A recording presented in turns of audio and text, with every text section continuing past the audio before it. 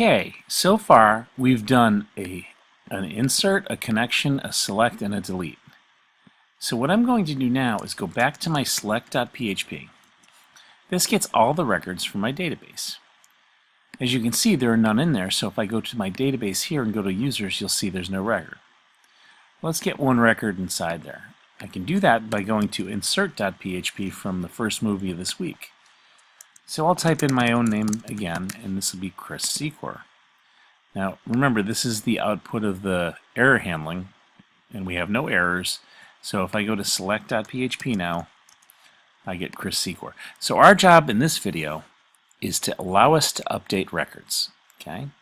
Now, to do this, we need to think about the user. Just as an aside, when most people are programming in any type of web development, they have confusion when they get started about where to begin. If I gave you the task of updating this record, I implore you to think about the user first. What would the user expect to see if he or she were supposed to update this bit of text here? Well, the only thing possible a user would need or could use is a text field, an input form, a form field where we put the value of the record inside, and the user could perhaps type over it and then hit submit, and that would update that specific record. So this select I am going to save as update.php, and what we're going to do is allow ourselves to update this value, okay? So what I can do is create a form just like this. I can close PHP and open it up later on, but create a simple form.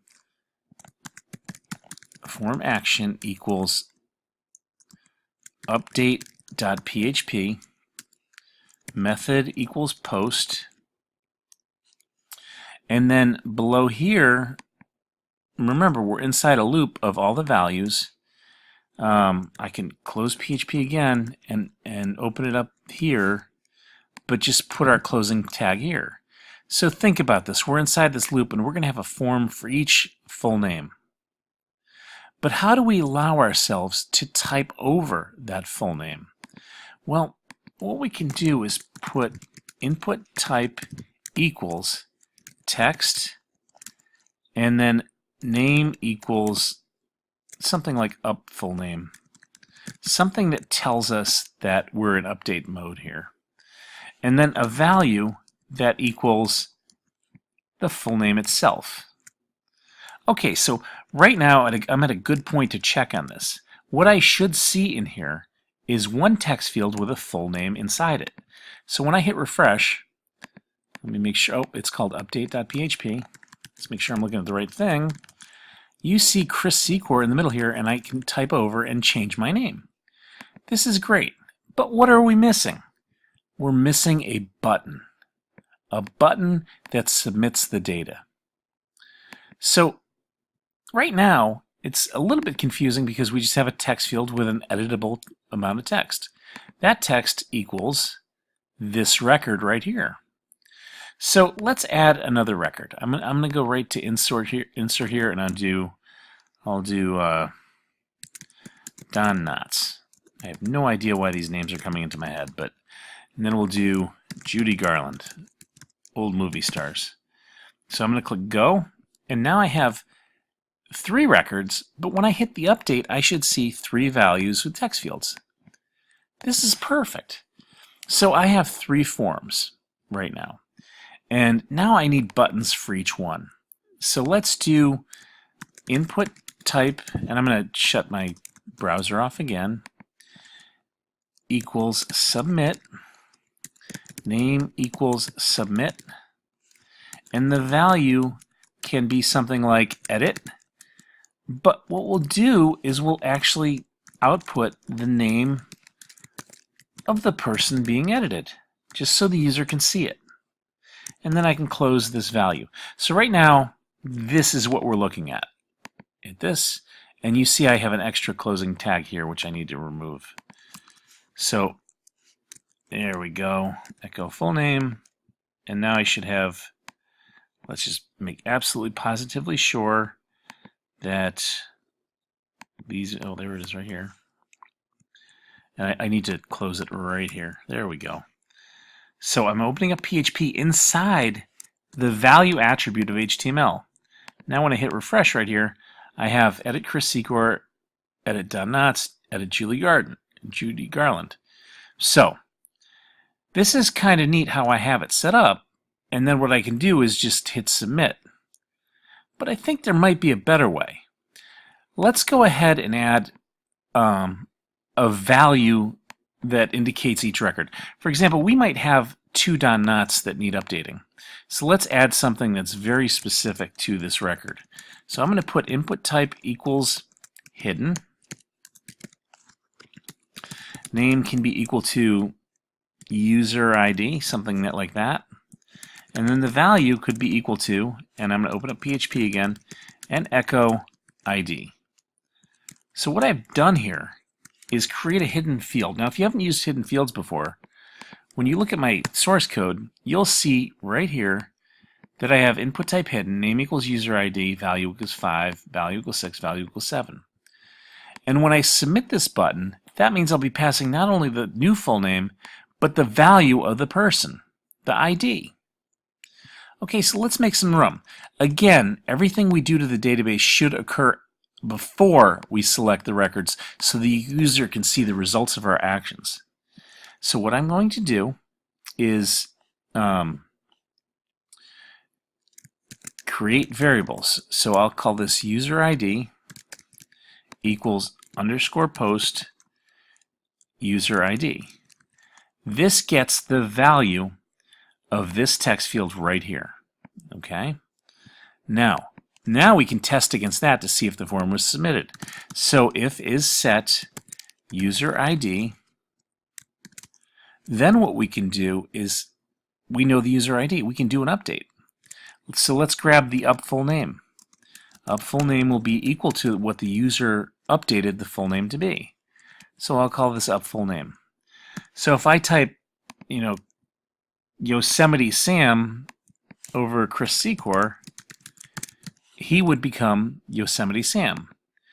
So now that I have the full name and the user ID, I have everything I need to update this record. So here I go. I'm going to call it up SQL, and I'm going to make it again a prepared statement. Remember, DBH equals database handle. That's the variable that's in our connection script. So I'm going to do DBH prepare, and I'm going to update users and set full name to be equal to up full name, where, and this is important because when you update, you want to make sure you have a criteria of something unique to that record, and in this case it is the ID. Otherwise, all records will be updated to the new value. So where ID equals user ID. Super. And now I can execute, which is pretty consistent with what we've been doing the whole time, this whole week. And I'm executing the records. And now I can echo record updated, like that, with a break tag, and then we can run and test. Okay, so now when I go ahead and hit this, I have Chris Secor. Let's change it to Yosemite Sam. Updated, record updated. Now you see it says edit Yosemite Sam. Let's go ahead and try this again. Donald Duck. Edit. Now I'm Donald Duck. Now let's try Don Knotts can be Andy Griffin. Or Andy Griffith. Whoops. Yay, edit Don Knotts. And notice how we're getting the exact same record. None of these records are getting confused. Judy Garland can be Amy Garland. There we go. Click edit, and it becomes updated. And I go to my browser, and I get all my new records. So this is one way to do it. I'm going to show you another way in just a second. But what was important about this was passing the UID to a hidden field. Notice that you don't see the hidden field if you're the user. You only see it if you look at the source code. But it's a way to pass data to the same section. Oh, look at that. I made a mistake with Yosemite Sam. So what happened there? I created a text field. I put the value inside the text field of each record while we're looping around. I have a hidden name that's a user ID, so I can pass the value to the same script that tells it what ID to be updated. And then I have my block of code up here, which tests to see if the user ID is actually being sent. If it is, I grab the full name value from the text field, and I prepare my SQL, and then I execute it and put record updated. That's very nice. Now I'm going to go ahead and try to do this update as a more efficient way. So I'm going to call this update efficient. And in this case, what I'm going to do is on each turn of the loop, I'm going to add a hyperlink. Okay, we can keep our form. We can do everything we need to do, but what we need to do is be a little more efficient with the values. Now, if you recall in our delete script, we had hyperlinks. So I could echo the full name and then add an update link just like we did before. So I'm going to go to update efficient.php up ID equals, and I'm going to pass this to the query string just like I did in the other scripts. There's a lot to learn this week, but once you get done with it, it's going to be so helpful to you, and you'll start to understand how content management systems work. Okay, so what I've got now, and I can simply, comment out the HTML at the bottom, but if I were to, let's hit this. If I were to run this now, this is called updateEfficient.php. And instead of looping around multiple forms, we're going to give ourselves the link to update. Whoops. So I'm going to make sure that this is perfect. Let's get this out of here. Actually, I'm just going to close it out. So this PHP is what's causing the problem. So this is update efficient, and all I want to see is links, and I do. So now I do update ID, and you see the IDs are being passed by the URL method, which is perfect. So what I can do now is say, okay, well, if is set user ID, let's put the form in there. Okay, we're actually going to take the form as so. Okay, we've got our user ID right here.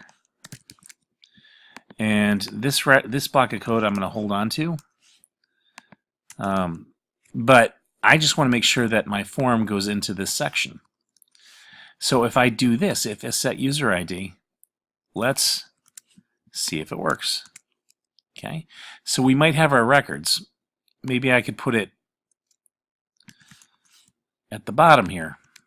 Okay, so if the user ID is set, let's just make sure that we're populating the values with this section. So now I can go in and get my get SQL equals dbh prepare. So what I'm doing is calling the database and finding out the full name of the record that was selected. So in this case, and I could even pass that to the URL window, but I'd rather pass an ID to it. So select full name from users where ID equals user ID. Now this will be one record only because IDs are always unique. So I don't need to loop around multiple values. All I need to do is write get SQL, execute, and then make a variable equal to that one singular row by calling out my fetch method, which we've already done in the selection script today. So this full name would be equal to row, equal to row 0 or full name. Use whichever one you like. But now I have this section right here where we are opening up at set user ID, we have a method of updating. So this is a three-step process to do it efficiently.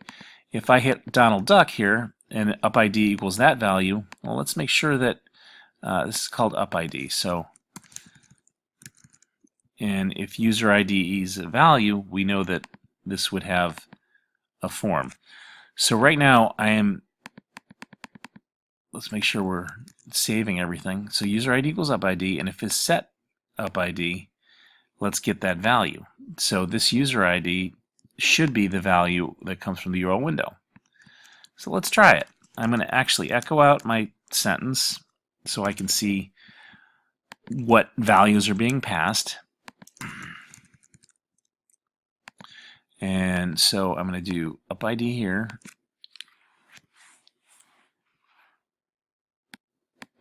Oh, it has to be get up ID because it's coming from the URL window right here. So right now at this point, if I do this, user ID would have a value. I have select ID, where ID equals 5, and there should be a value inside the text field here. So I'm going to go ahead and add a text field right inside that form, and the name can be equal to up full name, something that's different from full name, and the value can be equal to PHP echo scalar full name. Remember, scalar is just the name for the $sign. So at this point, I should have a text field and a button. All right, so let's test and see how far we got. If I click on update, there's Donald Duck, Andy Griffith, and Amy Garland. So right now, I need to not output the name of the query anymore so I can just see what I have. And now we have everything we need to create our values. Okay, so user ID is going to come from post. So let's call this update ID equals $_post update ID. And we'll be doing this again throughout the rest of the course, and it'll be pretty repetitious. Updating is the hardest. If you can get insert, select, and delete down this week, you're in great shape. The update, the simple ones, semi-understandable if you're new to this, but if is set, remember update ID is coming from this. It's actually user ID, and it's coming in via post method. So it's important that you keep track of what data is coming in and how. So this right here is how I would update. Okay, so again, full name is equal to the post of up full name. And I'm sorry, I have to do an underscore here. Great. And now I can do my query. So I'll do up SQL equals, and this will be DBH prepare. This is so repetitious that you'll see that the more you do it, it's just very easy.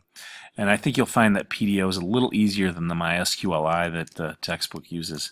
So I'll write my update statement now. It's update users set full name to equal scalar up full name. It's just full name. We've got to watch out here because full name is different from, it's being used repetitiously in the script, see here? And I want to make sure it's completely different. But you would see this,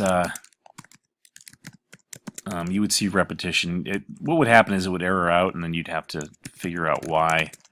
So it just takes a little bit of practice. I'm doing this, on the fly on a video because I've been doing it for quite a long time. But don't be surprised if it takes you a while, and that's perfectly fine. This is a very new stuff, and I'm going to echo record updated the same way I have been. Yay, record updated. So now we can run a test. Okay, and because I put the update at the very top of the script above the selection, I will see the results of my work immediately. So I'll hit this. So let's say I'm editing Amy and I call her Ann Garland. Edit. And now there's Ann Garland. Now notice it went to update.php. I have to make sure that all my values go to the same script. So this is update efficient.php. And that's why that looks very odd. So now it's Anne Garland. I can update Donald Duck, and that will be David Donald. And when I edit Donald Duck, you'll see it's David Donald. So you see that? It updated them all. So that's a good thing that happened, because we did not put our update statement with a criteria, and you saw everything was updated to the new section. So I'm going to say where ID equals, and this will be called update ID. And you see Sublime's pleasantly populating my SQL query, which I really appreciate. So now we have the same values, and let's go ahead and update just one of them. We'll turn this guy back to Donald Duck. That's going to be record 5, and there's Donald Duck. And now we'll do this. This will be David Johnson. And you see now they're individually getting updated. And I can do David Johansson. And because we're using the ID, all these values are unique, because we may have double names with a database like this. I just added a break tag so you can see everything. So let's update David Johansson, and he can go back to Amy Garland. And so each record is getting uniquely updated based on what we just did. If I click Browse, this will be the latest records. So what we had to do here was extend off our first update script and come up with a solution that is a little bit more user-friendly. And that means the user has the ability to click Update to select the record they want to update. So now you see Donald Duck in the text field, and we're actually editing that record. Donald Duckling. Do that, and now it's Donald Duckling. So we're effectively updating based on IDs and records. But what's really confusing here is you've got the post method and then the get method all in the same script. So I would look at this video last this week and know confidently that this will be done repetitiously throughout the rest of the course, and that you'll have some extra time to learn it. All right? Any questions, please don't hesitate to reach out to me.